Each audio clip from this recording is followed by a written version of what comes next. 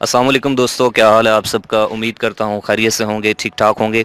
आप देख रहे हैं एजे इलेक्ट्रिक यूट्यूब चैनल और मेरा नाम है आमिर जमील।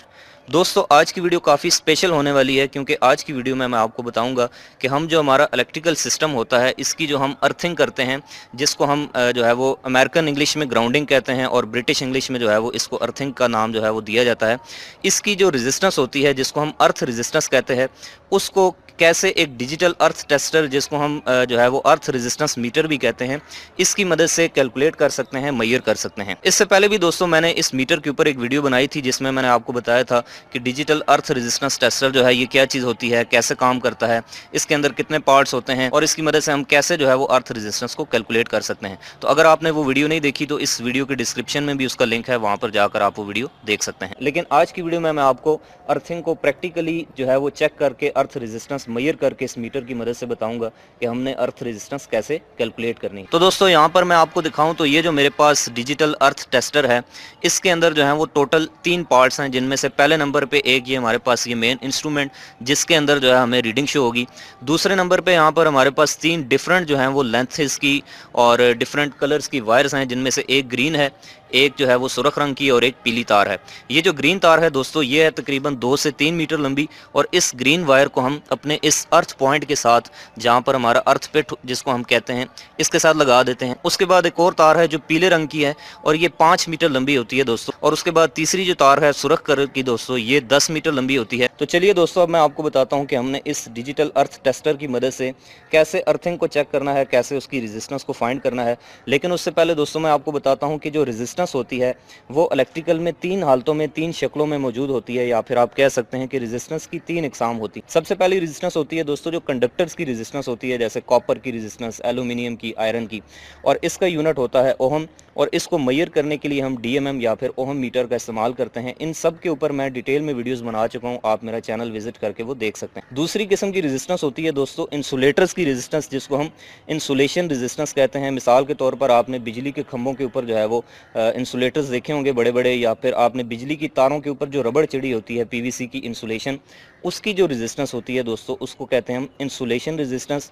और उसको मेजर करने के लिए हम मैगर का इस्तेमाल करते हैं दोस्तों, और उसके ऊपर भी मैं एक डिटेल जो है वो वीडियो बना चुका हूं, आप वो भी मेरा चैनल विजिट करके देख सकते हैं। और तीसरी किस्म की रेजिस्टेंस होती है दोस्तों अर्थ रेजिस्टेंस, यानी कि इस अर्थिंग की रेजिस्टेंस, ज़मीन की रेजिस्टेंस, और इसको मेजर करने के लिए हम डिजिटल अर्थ टेस्टर का इस्तेमाल करते हैं।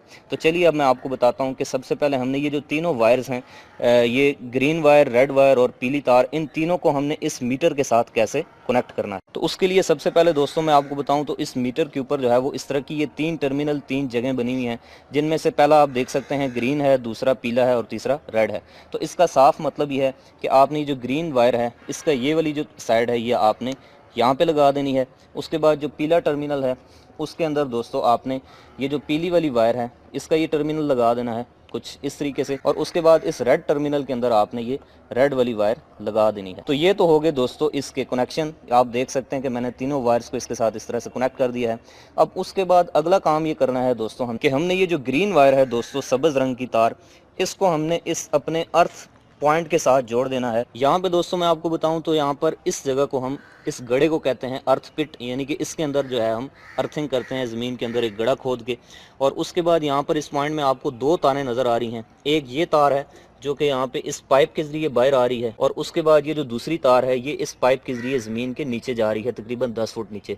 ये जो तार है दोस्तों ये उस बिल्डिंग से आ रही है जिसकी ये अर्थिंग है, यानी कि ये बिल्डिंग की अर्थ के साथ इसको जो है हमने कनेक्ट किया हुआ है, और इसको कहते हैं दोस्तों हम अर्थ वायर। और इसके बारे में मैं आपको बताऊं तो इसकी जो रेजिस्टेंस है वो 1 ओहम से ज़्यादा नहीं होनी चाहिए, 1 ओहम से कम होनी चाहिए, और ये तार इस पाइप के जरिए जो है वो ज़मीन के अंदर जा रही है। ये जो अर्थिंग होती है दोस्तों जिसको हम ग्राउंडिंग कहते हैं, ये एक ऐसा जो है वो प्रोटेक्शन प्रोसीजर होता है, एक ऐसा तरीकाकार होता है जिसमें आप जो है वो different electrical appliances, different electrical equipment और इसके अलावा बड़ी बड़ी बिल्डिंग्स की जो वायरिंग है उसकी प्रोटेक्शन करते हैं, उसको अर्थिंग फ्राम। तो यहाँ पे दोस्तों सबसे पहला काम हमने ये करना है कि हमारी जो ग्रीन वायर है जो कि हमने यहाँ पर इस मीटर में लगाई थी, ये सब्ज़ रंग की तार, इसको हमने अपनी इस अर्थ वायर के साथ, यानी कि जो अर्थिंग पॉइंट के अंदर ये जो अर्थ वायर है इसके साथ हमने इसको कनेक्ट कर देना है। उसके बाद दोस्तों अगला काम ये है कि हमारी ये जो येलो रंग की तार है, पीली तार है, इसको हमने इस अर्थ पॉइंट से तकरीबन 5 मीटर दूर जाकर ज़मीन के अंदर एक जो है ये इनमें से एक रॉड को ज़मीन के अंदर किसी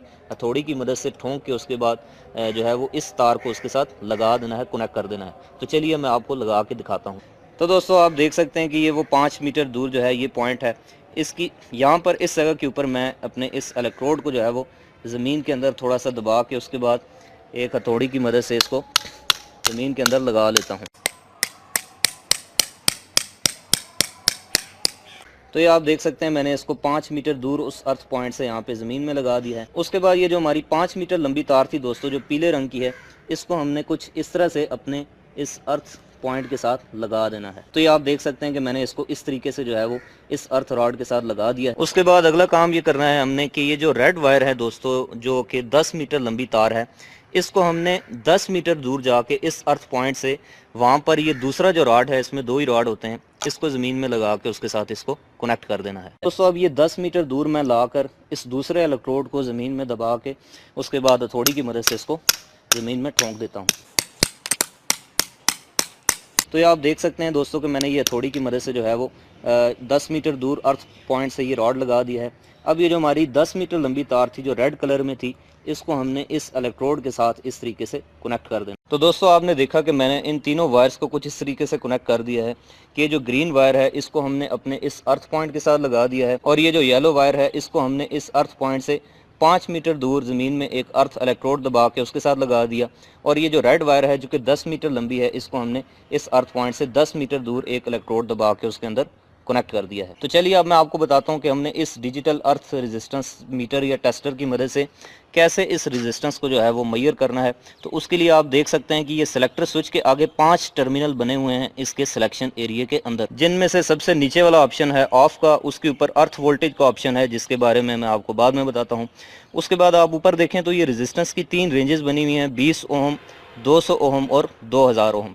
अब दोस्तों मैंने आपको जैसे पहले भी बताया था कि जो अर्थिंग होती है हमारी, इसकी जो रेजिस्टेंस है वो 1 ओम होनी चाहिए, यानी कि एक आइडियल जो अर्थिंग होती है वो 1 ओम से नीचे होनी चाहिए, यानी कि उसकी जो रेजिस्टेंस है वो 1 ओम से कम होनी चाहिए। क्योंकि आप जानते हैं कि इंसान की जो रेजिस्टेंस है वो ज़्यादा होती है, और अगर अर्थिंग की रेजिस्टेंस ज़्यादा हो जाए तो फिर फॉल्ट आने की सूरत में इंसान को शॉक लगेगा, ज़मीन के अंदर जो है वो फॉल्टी करंट ग्राउंड नहीं होगी। तो इसकी जो रेजिस्टेंस है वो 1 ओम होनी चाहिए। अगर हमारी जो वैल्यू है वो 1 ओम या 1 ओम से कम आती है तो इसका मतलब है कि ये अर्थिंग बिल्कुल ठीक है, लेकिन अगर 1 ओम से बहुत ज़्यादा आती है तो फिर उसका मतलब है कि ये अर्थिंग अब पुरानी हो चुकी है, इसमें जान बाकी नहीं रही। तो सबसे पहला काम ये करना है दोस्तों कि हमने इसको ऑन कर लेना है, और उसके लिए सबसे पहले मैं इसको 20 ओम के ऊपर जो है वो सेट कर लेता हूँ।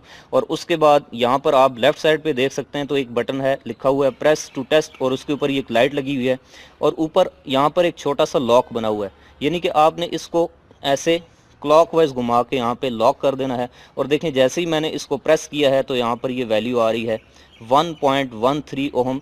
इसका मतलब ये है दोस्तों कि ये जो हमारी अर्थिंग यहाँ पर हुई है इस अर्थ पिट के अंदर, जो इस बिल्डिंग की अर्थिंग है, इसकी जो अर्थ रेजिस्टेंस है, इसकी जो अर्थिंग की वैल्यू है वो है इस वक्त 1.13 ओम, यानी कि 1.13 ओम जो है वो इसकी अर्थिंग की वैल्यू है। तो मैंने आपको बताया कि एक अच्छी और परफेक्ट अर्थिंग वो होती है जिसकी जो वैल्यू है वो 1 ओम या फिर 1 ओम से कम हो।